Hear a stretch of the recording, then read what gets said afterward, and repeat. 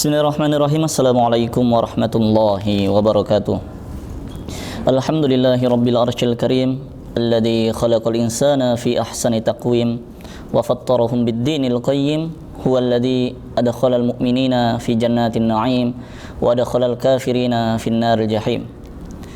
Asyhadu an la ilaha illallah wahdahu la syarika lah wa asyhadu anna Muhammadan 'abduhu wa rasuluh arsalahu Muhammad liutammima makarimal akhlaq sahibul khandaq wa lam yuqatil illa bil haqq wa jaa bisiratil alaq. A'udzu billahi minasyaitonir rajim. Bismillahirrahmanirrahim. Iqra bismi rabbikal ladzi khalaq khalaqal insana min 'alaq. Wa qala aidan ya ayyuhalladzina amanu kutiba 'alaikumus shiyam kama kutiba 'alal ladzina min qablikum la'allakum tattaqun. Wa qala Rasulullah sallallahu alaihi wasallam man salaka tariqan fihi ilman sahalallahu lahu bihi tariqan ilal jannah. Amma ba'd. Pertama-tama dan paling utama, marilah kita bersama-sama memanjatkan puja dan puji syukur kita kehadirat Allah Subhanahu wa taala, yang mana Allah Subhanahu wa taala telah mencurah limpahkan berbagai karunia nikmatnya kepada kita semua. Salah satunya adalah nikmat iman dan nikmat Islam. Dan dua nikmat yang mana manusia seringkali lalai, lupa, bahkan menganggap ketika Allah Subhanahu wa taala mengasih, seringkali memberikan nikmat ini, manusia sampai lalai dan menganggapnya hal yang biasa. Padahal itu adalah nikmat yang sangat luar biasa. Nikmat apakah itu? Nikmat sehat dan waktu luang. Hal ini sebagaimana yang Rasulullah SAW sabdakan di dalam sabdanya, ni'matani, ada dua nikmat. Maghbunun fihima katsirun minan nas as-sihhat wal faragh. Dua nikmat yang mana manusia sering kali lalai, ya melupakannya ya. Bahkan saking seringnya Allah Subhanahu wa taala kasih nikmat ini, manusia yang menganggap hal ini adalah hal yang biasa, yaitu nikmat sehat dan waktu luang. Ketika Allah Subhanahu wa taala memberikan nikmat waktu luang, maka banyak sekali orang-orang yang menganggap hal ini adalah hal yang biasa. Ya. Lantas mereka melakukan kemaksiatan dengan begitu biasanya, menyia-nyiakan waktu yang Allah Subhanahu wa taala berikan begitu biasa, seolah-olah waktu itu adalah hal yang biasa, padahal hal itu sangat luar biasa. Hal ini sebagaimana Allah Subhanahu wa taala firmankan di dalam firman-Nya. Banyak sekali yang mengenai tentang waktu. Yang pertama, wal asr, demi masa. Kemudian berkaitan tentang waktu yang kedua, wal fajr, demi waktu subuh. Subuh sudah. Kemudian waktu duha Allah Subhanahu wa taala berfirman lagi, wad-duha. Duha sudah. Kemudian siang hari Allah Subhanahu wa taala berfirman lagi, wasyamsi, demi matahari. Siang sudah. Kemudian malam Allah Subhanahu wa taala masih berfirman lagi, wal-laili idza yaghsha, demi waktu malam. Ya. Hal itu menandakan bahwasannya waktu yang Allah Subhanahu wa taala berikan itu sangat penting. Kemudian kapan manusia sadar bahwasannya waktu itu adalah hal yang sangat berharga? Nanti ketika Allah Subhanahu wa taala cabut nyawa mereka, baru mereka akan sadar betapa pentingnya waktu yang Allah Subhanahu wa taala berikan. Kemudian nikmat yang kedua yang mana manusia sering kali lalai, yaitu nikmat sehat. Ketika Allah Subhanahu wa taala memberikan nikmat sehat kepada manusia, maka manusia itu akan lalai, seolah-olah hal itu adalah hal yang biasa. Mereka menggunakan kesehatannya itu dengan melakukan hal yang sia-sia. Tidak banyak mereka melakukan amalan baik. Nah, kemudian kapan manusia akan sadar bahwasanya nikmat sehat itu adalah nikmat yang paling berharga? Nanti ketika Allah Subhanahu wa taala berikan kepada manusia itu rasa sakit, maka manusia itu akan menyadari bahwasannya nikmat sehat itu begitu penting. Salawat serta salam tak lupa kita curah limpahkan kepada baginda kita Nabi Muhammadin sallallahu alaihi wasallam, kepada para sahabatnya, pada keluarganya, kepada para tabi'ut tabi'in serta kepada para pengikutnya yang senantiasa istiqomah hingga yaumil qiyamah. Ikhwani fid din arsyadakumullah taala, kaum muslimin dan muslimat yang Allah Subhanahu wa taala rahmati. Tahukah kamu ayat yang Allah Subhanahu wa taala turunkan pertama kali kepada nabinya surat apa? Tentu saja anak SD juga akan tahu. Pasti mereka akan menjawab surat Al-Alaq ayat 1 sampai 5. Iqra bismi rabbikal ladzi khalaq khalaqal insana min 'alaq. Iqra wa rabbukal akram alladzi 'allama bil qalam 'allamal insana ma lam ya'lam. Kemudian yang menjadi pertanyaan adalah, kenapa sih Allah Subhanahu wa taala menurunkan ayat kepada nabinya, kepada Nabi Muhammad? Pada Nabi Muhammad sallallahu alaihi wasallam itu ayatnya berbicara tentang Iqra bismi rabbikal ladzi khalaq. Bacalah dengan menyebut nama Tuhanmu yang telah menciptakanmu. Kenapa enggak salat-salat? Kenapa enggak ayat-ayat lainnya? Ya, padahal banyak sekali ayat-ayat lainnya yang menceritakan tentang ibadah yang begitu banyak pahalanya, ya. Misalnya ada haji, ayat haji, al-hajju asyhurun ma'lumat, atau ada ayat tentang puasa, ya ayyuhalladzina amanu kutiba alaikumusiyam. Kita tahu puasa Ramadan gimana pahalanya. Kenapa sih enggak itu? Kemudian kenapa enggak ayat tentang perang? Wa qatilul ladzina yuqatilunakum. Atau ayat tentang birrul walidain. Kenapa Iqra?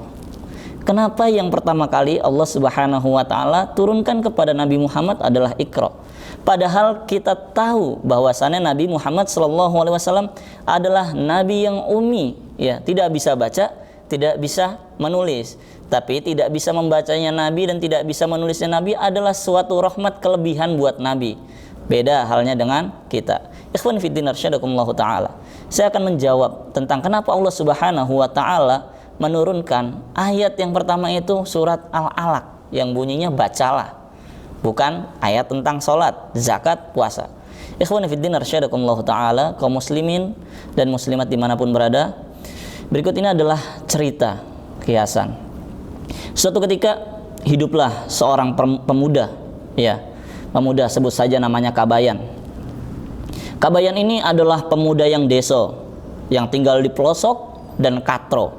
Dan dia nggak tahu tuh lift tuh apa, kemudian eskalator apa, dia pokoknya nggak tahu, mall tuh apa dia nggak tahu. Dia saking desonya dia tahu di desanya itu hanya ada beca, delman, ya, kemudian kerbau seperti itu. Kemudian tidak ada tuh namanya lift, ya. Suatu ketika Kabayan mendengar temannya pulang dari Jakarta. Kemudian teman Kabayan ini cerita, "Hei Kabayan, di Jakarta itu enak sekali loh, ya. Kita mau masuk nih, ada namanya mall. Kita mau masuk, pintunya bisa kebuka sendiri. Kita nggak perlu buka-buka pintu lagi." Wah, Kabayan takjub. Hebat, ada apa lagi di Jakarta? Di Jakarta itu ada mall, ya. Kalau kita mau naik, tangganya bisa jalan sendiri. Jadi kita nggak usah capek-capek lagi manjat-manjat tangga, naik-naik tangga gitu. Jadi tangganya itu akan jalan sendiri, otomatis membawa kita ke tempat yang kita tuju. Ada lagi ruangan namanya lift, ya. Kita masuk, tinggal pencet tombolnya, kita naik ke lantai yang kita tuju. Enak banget. Kemudian ruangannya itu dingin, enak banget pokoknya. Kabayan akhirnya terbayang-bayang tentang kehidupan di Jakarta yang begitu mewah. Kayaknya di Jakarta itu enak sekali ya. Coba kita pulang, mau minta sama emak buat pergi ke Jakarta. Akhirnya Kabayan ini ngadu kepada emaknya. "Mak, Kabayan mau ke Jakarta, Mak." "Mau ngapain Kabayan? Kita ini orang miskin. Jakarta itu kotanya luas, ya. Kotanya megah, mewah. Dan di sana tuh orang-orang yang berduit. Lah kita nggak punya duit." "Mak, Kabayan mau ke Jakarta, Mak." "Ya udah kalau gitu kamu tunggu ya. Ibu mau jual sawah dulu." Akhirnya dijuallah sawah Kabayan. Kemudian besoknya Kabayan pergi ke Jakarta naik kereta api seperti itulah, ya. Kemudian ketika sudah tiba di Jakarta, Kabayan pun tinggal, sebut saja misalnya Kabayan tinggal di Blok M.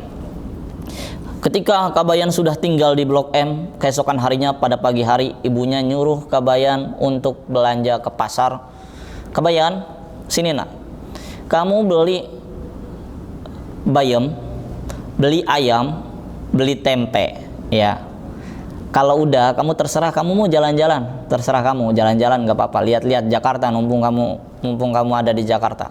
Akhirnya Kabayan pun pergi, ya, ke pasar. Kabayan pergi ke pasar, tapi nggak ada musiknya ningnang ningnong, tidak ada. Kabayan pergi ke pasar. Kemudian Kabayan ketika sudah sampai pasar, Kabayan pun bertanya ke tukang sayur, "Mbak, bayam berapa seikat?" 2.000. "Astagfirullahaladzim, mahal banget. 2.000 segini. Kalau di tempat saya ini mah nggak usah beli, tinggal nyabut aja, ini banyak." Katanya seperti itu. Akhirnya Kabayan pun beli, nih 2.000. Kemudian, "Bang, beli tempe." Berapa tempenya? 5.000. Astagfirullah, dikit sekali tempenya. Beda sama di desa. Kemudian dibeli. Kemudian beli ayam lagi. Berapa? 50.000. Wah, tambah mahal lagi. Kabayan ngurus dada. Astagfirullah, jahat-jahat ini. Jangan-jangan orang-orang Jakarta jualnya mahal-mahal. Karena kabayan tinggalnya di desa. Padahal tidak seperti itu. Ya. Akhirnya kabayan selesai membeli ayam, bayam, dan tempe. Akhirnya kabayan pergi. Ketika melewati jalan satu toko, ya, toko open, kemudian kabayan melihat orang bikin kue, ya. Wah, kue apa ini? Enak sekali. Wah, ini kue brownies, bolu brownies, atasnya dikasih krim-krim, ada coklat, ada stroberi, pokoknya enak lah. Kamu mau beli, katanya gitu. Wah, terus ini apa? Oh, ini alat buat bikinnya. Oh, ini alat buat bikin ini ya, kue ini ya. Berarti kalau saya beli alat ini nanti saya bisa bikin? Iya, bisa. Akhirnya ditanya, ini terbuat dari apa? Ini terbuat dari kaca, dari besi, gitu. Kemudian kabayan nanya lagi, wah, terbuat dari kaca, dari besi. Ini namanya apa? Open ya. Harganya berapa? Ini namanya open. Harganya berapa? Nanya lagi. Orang Jakarta ditanyain terus nggak beli-beli. Orang Jakarta tuh marah nih yang jualnya. Gini dia bilang, kamu ini cuman nanya-nanya saja, beli kagak. Sini, nih saya kasih tahu nih. Ini namanya open, ya, terbuat dari kaca, dari besi. Kalau kamu masuk, intinya kamu gosong, begitu. Oh, gitu. Pokoknya kalau saya masuk gosong ya. Iya, namanya open. Baru kabayan pergi. Kemudian diingat-ingatlah sama kabayan sampai di jalan. Namanya open, terbuat dari kaca, dari besi, harganya 500.000. Kalau saya masuk gosong. Ketika kabayan lagi jalan, tiba-tiba kabayan melihat Alfamart. Kemudian ada tulisan oven. Kabayan teringat. Ini terbuat dari apa? Kaca sama besi. Ini pasti oven yang tadi nih, gede sekali nih. Akhirnya kabayan berpikir, ini pasti kalau orang masuk gosong. Tiba-tiba ada orang bule mau masuk ke Alfamart. Kabayan cegah. Set, Mister, jangan masuk. Kenapa jangan masuk? Ini open, kalau Mister masuk gosong, katanya gitu. Si orang bule ini semakin penasaran, nih kayaknya orang kabayan aneh ini. Masa mau masuk Alfamart dibilang gosong? Mister, ini open, ada tulisan open nih ini. Ini kalau masuk gosong nanti. Akhirnya misternya tidak memperdulikan, dia tetap masuk. Kalau mister nggak percaya, saya tungguin di sini. Akhirnya kabayan tungguin di depan. Kemudian misternya masuk. Ketika sudah masuk si mister ini, kemudian 5 menit kemudian keluarlah orang negro yang kulitnya hitam, lebam, ya, gosong. Kemudian keluarlah orang negro, set, dan kabayan terkaget-kaget. Wah, astagfirullahaladzim, tuh kan benar mister, saya bilangin apa, jangan masuk, jangan masuk. Nanti kalau masuk gosong. Seperti itu. Nah, dari cerita tersebut ada suatu kesimpulan tentang pentingnya membaca. Ya, kabayan kesalahannya hanya tidak bisa membedakan mana huruf V dan mana huruf P. Maka membaca adalah suatu kebaikan yang pertama kali harus dilakukan oleh orang muslim, ya.